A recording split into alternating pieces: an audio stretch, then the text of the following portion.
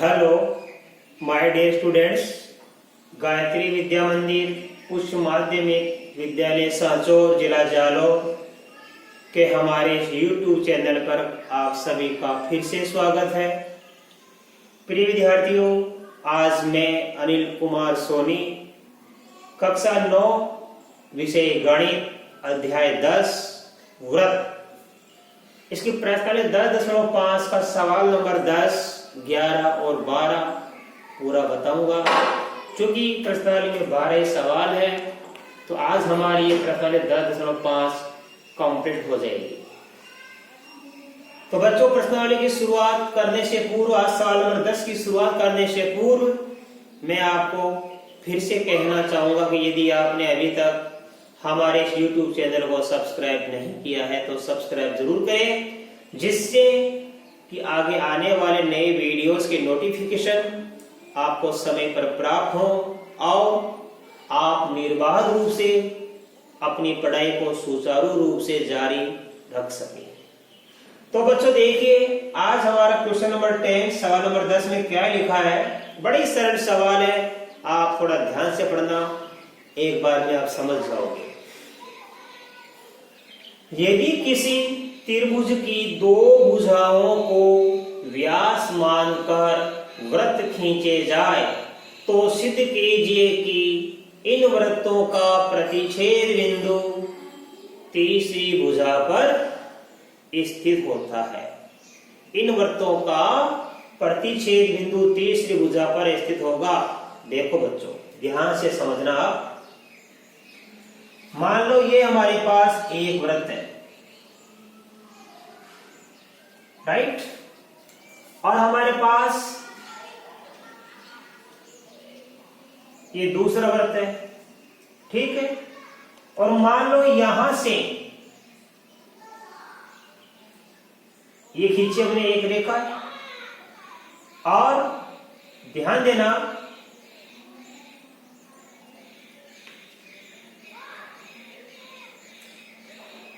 एक रेखा ये खींची, एक रेखा ये खींची हमने, ठीक है। ये ए बी सी, ध्यान देना, ए बी सी हमारा एक त्रिभुज है बच्चों, ये है वृत्त। अब ये ए बी भुजा इस वृत्त का व्यास है, यानी एबीसी त्रिभुज जो हमारा था उसकी एबी भुजा को व्यास मानकर ये इधर वाला वृत्त खींचा गया, तथा एबीसी त्रिभुज की भुजा बीसी को व्यास मानकर ये इधर वाला वृत्त खींचा गया। हमें सिद्ध करना है कि इन दोनों ही वृत्तों का प्रतिच्छेद बिंदु जो ये है, यहाँ पे मान लो मैंने यहां लिख दिया P, प्रतिच्छेद बिंदु है P, ये तीसरी भुजा पर स्थित होगा। ये हमें सिद्ध करना है कि एक त्रिभुज एबीसी है, इसकी दो भुजा एबी और बीसी को व्यास मानकर, ए बी व्यास और ए बी व्यास, इस व्यास से यह त्रिभुज खींचा, ये वृत्त खींचा गया, और इस व्यास से इधर वाला वृत्त खींचा गया। तो त्रिभुज एबीसी की दो भुजा को व्यास मानकर दो वृत्त खींचे गए हैं। तो सिद्ध कीजिए कि दोनों वृत्तों का प्रतिच्छेद बिंदु P इस तीसरी भुजा पर स्थित होगा। तो बड़ा ही सरल चित्र आपको बनाना आ गया। देखो, ये एबीसी हमारा त्रिभुज था, AB को व्यास मानकर ये वृत्त खींचा गया, और BC भुजा को व्यास मानकर इधर वाला वृत्त खींचा गया, और दोनों ही वृत्त P बिंदु पर प्रतिच्छेद कर रहे हैं। हमें सिद्ध करना है कि बिंदु P इस तीसरी भुजा पर स्थित है, यानी ये न तो ऊपर है थोड़ा इस रेखा के और न थोड़ा नीचे, बिल्कुल इस रेखा पर स्थित है। देखो कैसे, ध्यान देना। सबसे पहले हम लिखेंगे दिया है,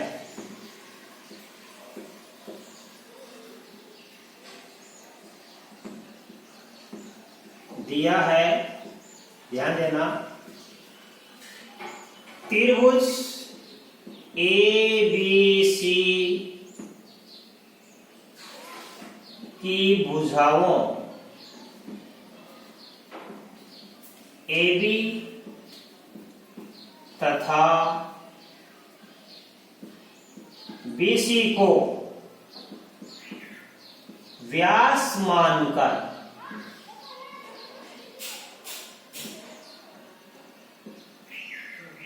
दो वृत्त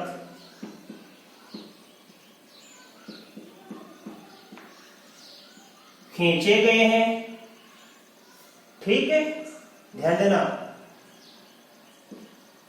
त्रिभुज एबीसी की भुजाओं एबी तथा बीसी को व्यास मानकर दो वृत्त खींचे गए हैं, अर्थात एबी और बीसी क्या है, इन दोनों वृत्तों के व्यास हैं।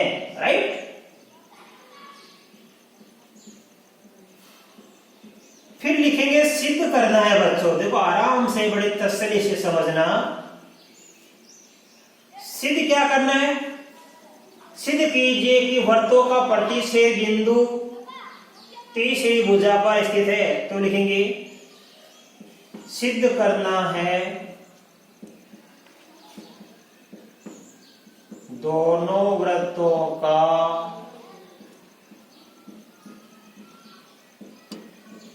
प्रतिच्छेद बिंदु P, प्रतिच्छेद बिंदु P त्रिभुज की या त्रिभुज एबीसी, त्रिभुज एबीसी की भुजा AC पर स्थित है। हमें सिद्ध करना है बच्चों कि ये जो दोनों वृत्त है हमारे पास में, इनका प्रतिच्छेद बिंदु P इस त्रिभुज एबीसी की भुजा AC पर स्थित है। ये हमें सिद्ध करना है। बड़ा ही सरल सवाल है, आराम से समझो। उपपत्ति ध्यान देना बच्चों। हमने मान लो इस BP को मिला दिया, इस BP को मिला दिया, राइट। तो एक कोण तो इधर बन गया, कोण नंबर 1, और एक कोण इधर बन गया, कोण नंबर 2। तो ध्यान देना, कोण नंबर 1 बराबर क्या होगा? 90 डिग्री होगा। क्यों होगा? क्योंकि बच्चों इस वृत्त का ये AB क्या है? व्यास। और व्यास क्या करता है? किसी भी वृत्त को दो अर्धवृत्तों में, दो समान अर्धवृत्तों में विभाजित करता है। और अर्धवृत्त में बनने वाला कोण क्या होता है? 90 डिग्री। ये हमारा अर्धवृत्त है, यहां से लेके यहां तक हमने एक बिंदु P लिया, P को A से मिलाया और P को B से मिलाया, यानी व्यास के दोनों सिरे हैं, व्यास के दोनों सिरों को P बिंदु से मिलाया हमने। तो कोण P यानी BPA यानी कोण नंबर 1 क्या बन जाएगा? 90 डिग्री। तो कोण 1 बराबर 90 डिग्री क्यों हुआ? क्योंकि यह 1 नंबर वाला कोण क्या है? अर्धवृत्त में बनने वाला कोण है। कोण 1 बराबर 90 डिग्री क्यों है बच्चों? अर्धवृत्त में बना कोण, समझ में आ गया? कोण 1 बराबर 90 डिग्री क्यों है? क्योंकि ये अर्धवृत्त में बना कोण है। इसी प्रकार ये कोण 2, देखो इस वृत्त का व्यास कौन सा है? BC। इस व्यास BC के सिरे B और C को PC मिलाया, B को PC मिलाया और C को PC मिलाया, तो कोण कौन सा बन गया? 2। तो इस अर्धवृत्त में कोण कौन सा बन रहा है? 2 नंबर का बन रहा है। बड़ी सरल भाषा में सिखाऊंगा, समझना। कोण 2 बराबर क्या होगा? 90 डिग्री। ये समीकरण नंबर हो गया 2। क्यों हुआ? क्योंकि ये भी क्या है?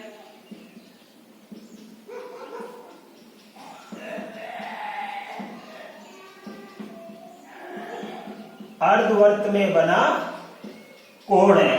तो देखो ये कोण 1 भी 90 डिग्री है, कोण 2 भी 90 डिग्री। क्यों हुआ? क्योंकि बच्चों दोनों ही कोण अर्धवृत्त में बन रहे हैं, और अर्धवृत्त में बना कोण क्या होता है? समकोण होता है, राइट। इसलिए देखो ध्यान से, कोण 1 प्लस कोण 2 बराबर क्या होगा? 180 डिग्री। क्यों होगा? इन दोनों का जोड़ 180 डिग्री क्यों होगा? ध्यान देना, अच्छी तरह समझना, क्योंकि 90 कितना हो जाएगा? 180 डिग्री हो जाएगा।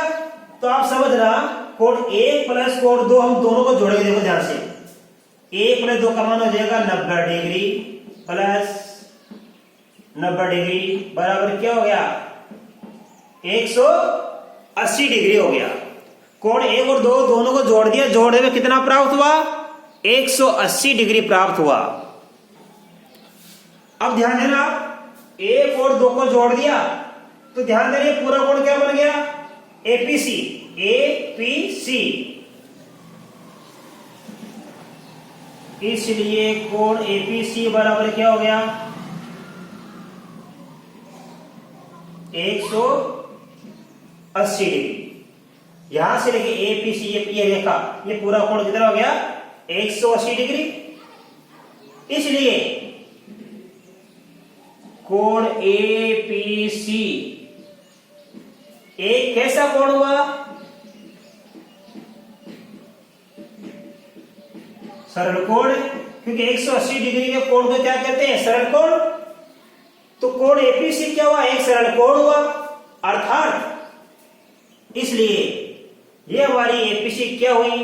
एक सरल रेखा हुई। इसलिए क्योंकि सरल कोण बनता है 180 डिग्री का योग होता है, तो क्या कहलाती है? रेखा। ये कोण तो कहलाएगा सरल कोण और रेखा कहलाएगी सरल रेखा। इसलिए एपीसी एक सरल रेखा है। तो इन दोनों का 180 हो गया, तो एपीसी हो गया 180 डिग्री। और एपीसी कैसा कोण कहलाएगा? सरल कोण कहलाएगा। इसलिए एपीसी कैसी रेखा कहलाएगी? एपीसी एक सरल रेखा है। अर्थात इसलिए P बिंदु AC रेखा पर स्थित है। AC रेखा पर स्थित है। आपको ये तो सिद्ध करना था।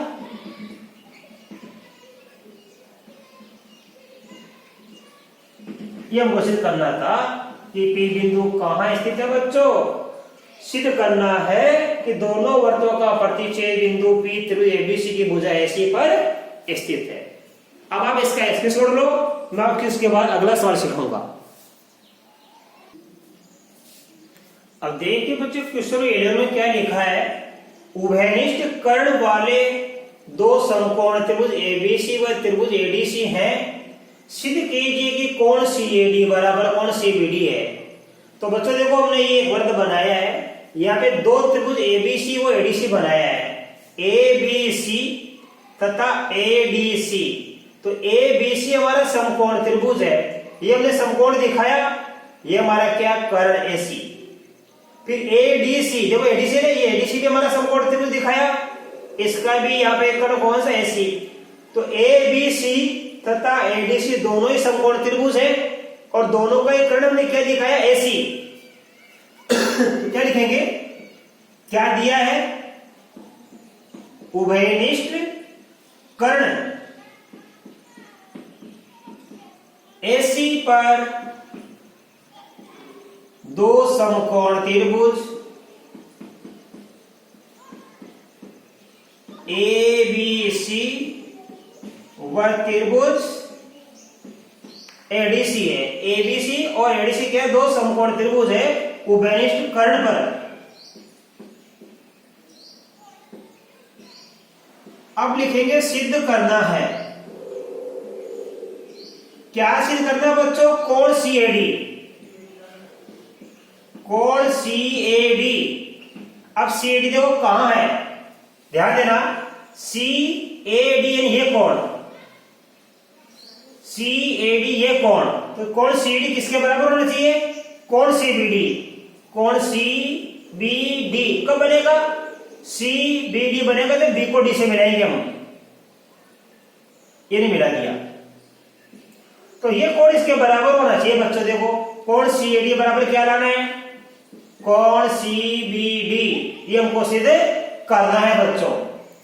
कोण CAD कोण CBD के बराबर होना चाहिए, ये हमको सिद्ध करना है बच्चों। अब देखो उपपत्ति,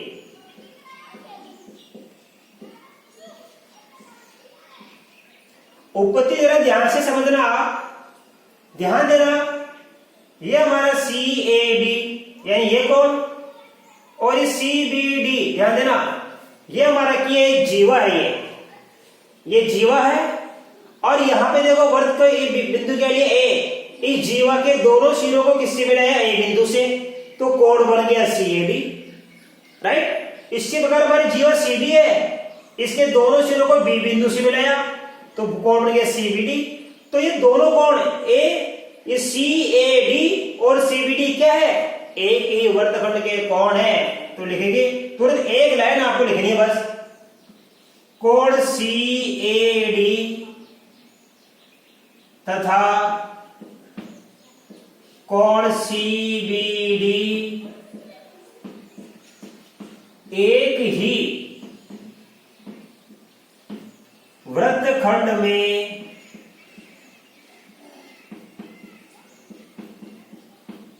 बने कोण है, इसलिए दोनों कोण बराबर होंगे। आपको ये लाइन लिखनी, इसी का नंबर मिलेगा परीक्षा में, 1 नंबर का सवाल है सही, लेकिन मैंने आपको बताया तसल्ली से। कोण सीएडी तथा सीबीडी एक ही वर्तखंड में बने कोण है, इसलिए दोनों कोण क्या होंगे बराबर, इसलिए कोण सीएडी बराबर कोण सीबीडी होगा। ये हमको सिद्ध करना था।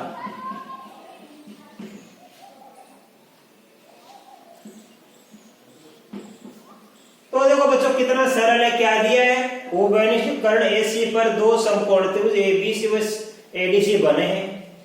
सिद्ध करना कोण सीएडी बराबर सीबीडी। आपको समझना है सीएडी, इस सीडी जो हमारी जीवा है, तो हमारा जो वर्तखंड है ना, इस वर्तखंड में बना कोण है, और सीबीडी भी इसी वर्तखंड में बना कोण है। सीडी जीवा से जो वर्तखंड बनता है, इस सीडी जीवा के वर्तखंड से सीएडी और सीबीडी ये दोनों कोण बन रहे हैं, ये कोण और ये कोण। तो दोनों कोण क्या है, सीएडी और सीबीडी एक ही वर्तखंड में बने कोण है, इसलिए दोनों कोण बराबर होंगे, अर्थात कोण सीएडी बराबर कोण सीबीडी। आप इसका स्क्रीनशॉट लो, इसके बाद मैं आपको सवाल नंबर 12 सिखाऊंगा और आपकी ये प्रश्नावली आज कंप्लीट हो जाएगी। देखिए बच्चों, थोड़ा महत्वपूर्ण सवाल है। सिद्ध कीजिए कि चक्रीय समांतर चतुर्भुज आयत होता है। तो हमारे पास एबीसीडी क्या है, एक चक्रीय चतुर्भुज भी और समांतर चतुर्भुज भी है। तो दिया में क्या लिखेंगे,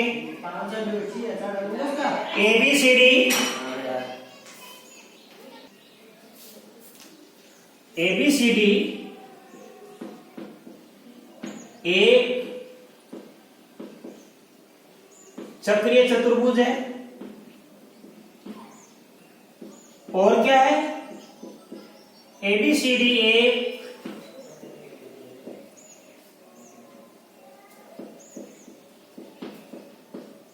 समांतर चतुर्भुज है। बच्चों ये हमारा क्या दिया है,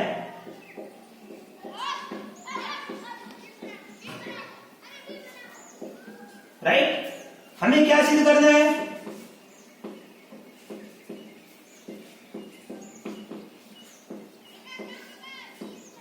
हमें सिद्ध करना है एबीसीडी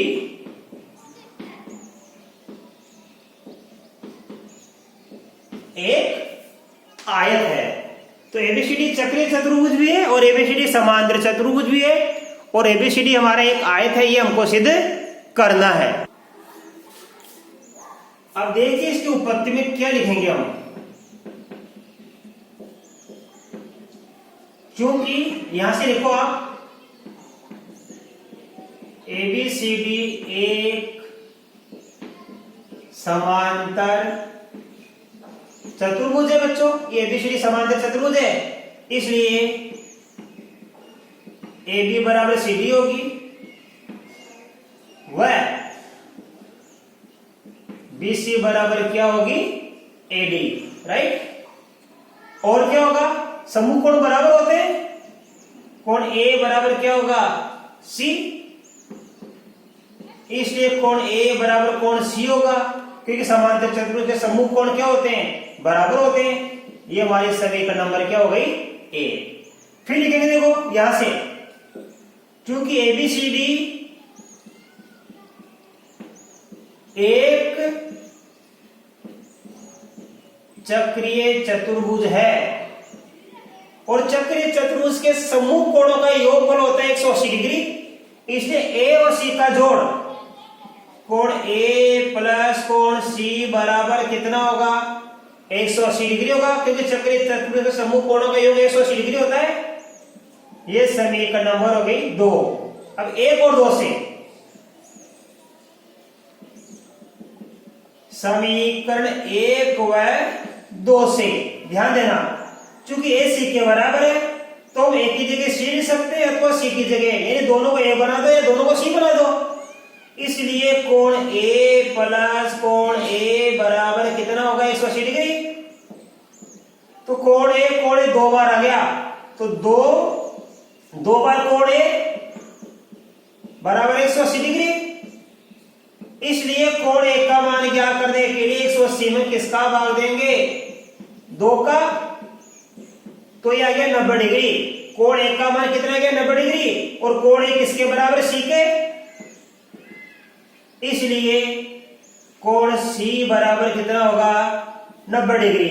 जब ये कोण ए 90 डिग्री है, सी 90 डिग्री आ गया, तो निश्चित ये दोनों भी क्या होंगे? 90 डिग्री होंगे। आई समझ में? तो इसलिए ध्यान देना, ये समीकरण मान लो, यहां पे 1 मान लो आप, इन दोनों को मिला के क्या मान लेंगे? 1, इसको 2 मान लेंगे, इसको 3 मान लेंगे, राइट? तो मैं यहां क्या लिखूंगा? समीकरण ध्यान देना 2 व 3 से, 2 व 3 से ये प्राप्त हो गया। अब देखो ध्यान से, हमको ये क्या प्राप्त हो गया? समीकरण नंबर मान लो 4। तो एक में क्या है? ए बी बराबर सी डी, बी सी बराबर डी, आमने सामने की भुजाएं दोनों बराबर हो गई नंबर 1 में। और नंबर 4 में क्या हो गया? एक कोण ए आ गया 90 डिग्री। तो लिखेंगे, इसलिए समीकरण 1 व 4 से ए बी सी डी एक आयत है। आयत में क्या होता है बच्चों?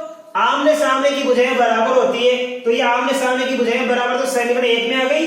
प्रत्येक कोण समकोण होता है। हमने कोण 1 को दिखा दिया यहाँ पे 90 डिग्री, ये 90 डिग्री हमने दिखा दिया किसमें? समीकरण नंबर 4 में। तो समीकरण 1 व 4 से एबीसीडी एक आयत है, और यही हमको सिद्ध करना था। अब आपको बच्चों ये परेशानी पूरी हो गई है, और मैं आशा कर सकता हूं आज बताए गए तीनों ही सवाल नंबर 10, सवाल नंबर 11, सवाल नंबर 12 आपको बड़ी अच्छी तरीके से समझ में आए होंगे। बाकी इसके बाद ये कल मैं आपको नई प्रश्नावली के साथ आऊंगा सामने, कल नई प्रश्नावली सिखाऊंगा। तब तक के लिए धन्यवाद।